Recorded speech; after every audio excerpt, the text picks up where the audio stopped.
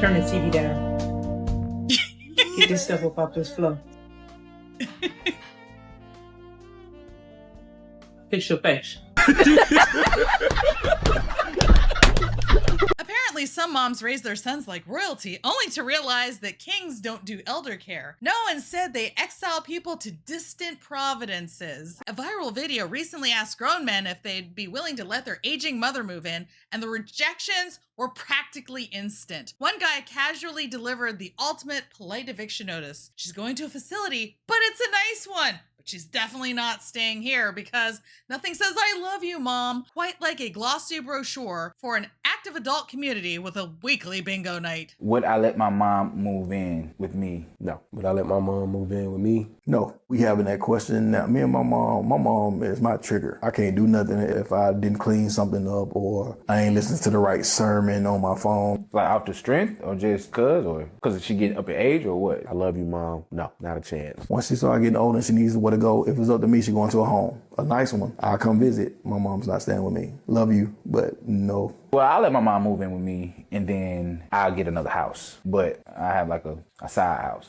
I mean, I wouldn't say no. I'll just say if it had to come to that, No, I'm telling you right now, Mom, you can't stay with me. Pick another one. You got 5 other more. I wouldn't say no. Mom's watching and updating the will now. My mama said Granny can't live with her, so I'm gonna just keep the tradition going. Mother can take care of 10 children, but 10 children cannot take care of one mother. Well, this whole video was very shocking to me. It really makes me wonder what type of relationship these guys have with their mother. I believe those guys in the video are brothers. And so I think they're all talking about the same woman that they don't want in their home. This issue hits home for me right now. My mom is a bit ill and she has been bouncing from home to home. Basically, my siblings and I are rotating her through. We're taking turns taking care of her. And I could not imagine saying no. But at the same time, I have a wonderful mother. My mother took care of me. She provided for everything. She loves all of us more than anything in the world. And so if these guys are in a situation like that, where they had a loving mother and a mother that sacrificed for them and took care of them, this is a situation where they're just saying no because it would be inconvenient or it would cramp my style. I don't want my mom criticizing me. Those are the reasons. Then that is just highly immoral, especially if she's sick. I have Graves' disease and my grandmother had it and then her mother had it. And now in her 70s, my mom has Graves' disease now. And that can be really hard on you, especially at her age. It is something that is very treatable, but I got diagnosed as a young adult with Graves' disease. Your heart races and your blood pressure can skyrocket, and it's a lot easier to deal with a condition like that, just survive it when you're younger. But she's extremely fatigued right now. That also happened to me. There was a point in time where I needed to use one of those Walmart scooters just to get around because I was just so drained. Graves' disease is a form of hyperthyroidism. So everything is just revved up and everything is going way too fast and your heart is going way too fast until you get it under control. It can be a very difficult condition to live with. There was a time where I was having visual hallucinations, which are practically unheard of. Usually people will have an auditory hallucinations, but yeah, I was pretty bad off. And my mom was there for me when I was going through that illness. So the thought of trying to say no and that I wouldn't be there for her when she's experiencing the same thing is just crazy. I suppose it's the moral thing, the biblical thing to do to honor your mother and father and to take care of them or really any other members of your family when they are sick or they are going through difficult times. But what happens when you have a strained relationship with a parent? Like, for instance, my relationship with my dad. If my mom needs something, I'm just laughing because I can't believe that I'm talking about this right now. And hopefully my dad will never see this. He's on the other side of the aisle, so he doesn't watch my stuff. When I think about taking care of my dad, I am kind of feeling a bit like, well, there are 4 other people you could go talk to about this.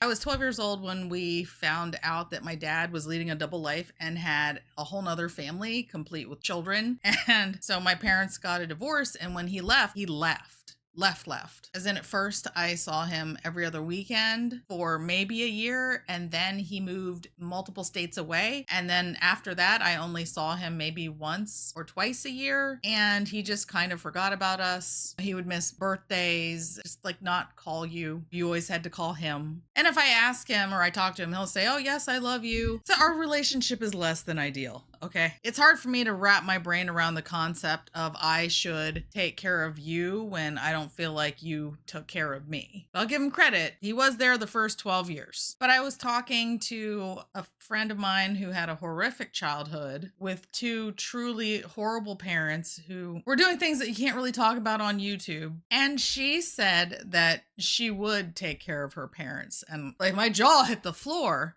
And I was like, why in the world after they did X, Y, and Z? And she said to me, just because they are uncaring people doesn't mean that I have to be one too. And that hit me like a ton of bricks. And after contemplating that for a while, it took me from a hard no on would I take care of my dad to maybe. He's not a horrible man. He never did anything to me or anything like that. He just wasn't there the way that I needed him to be. There are definitely a couple of guys in there that I would not have dated if my dad had stuck around. So anyway, I hope these guys in this video, I really do hope that they have a good relationship with their mom. Because if they do, let your mom move in with you. So I just watched a video that Emmanuel Hudson and I assume his brothers, or maybe I just like they have a podcast or something. And the question was, would you let your mother move in with you, right? And something that I'm seeing, especially with like black men, is that they were raised by a single mom. They really didn't get along with her. And when I used to hear that, I used to be like, yo, no, this is just terrible. Because I've told y'all this before. I have such a good mom that when I first started dealing with women, I thought women were all good. Oh, wow. That sounds like you had a great mom.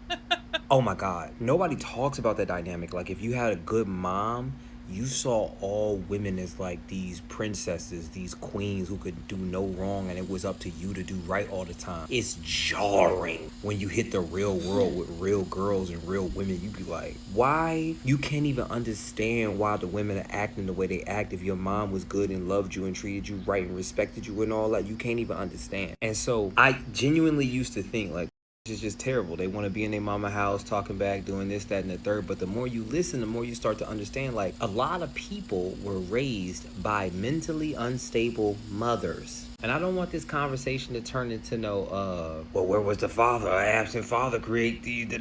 I'm talking about the person that was there. I'm talking about what these boys always say they go through. My parents will always be able to move in with me. What?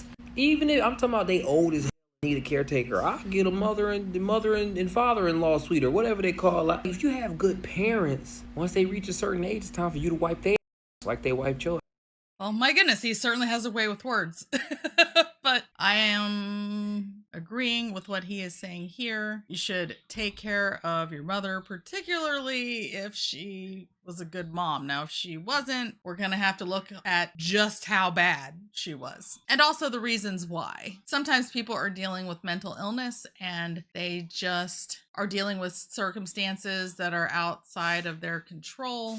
Some people are just doing the best they can, even if their best isn't good enough. And I know, so we really have to look at things on a case-by-case basis, but just as a general rule, take care of your parents, please. Don't get me wrong, like I know that crazy, like especially like I've seen people take care of their parents and they're essentially like a hospice worker, like until their parents die. Yeah, that's wild. Like nobody wants to even think about that. But all them boys were saying, except for one, I think all of them said no. And it's just like, how bad did your mom have to be for you to go? One of the dudes said, my mom is going to a nursing home with his whole chest. He was like, a nice one, I'll put her in a nice one, but that's where she going. Yo, wow. They not all lying. They're not all lying on their mom.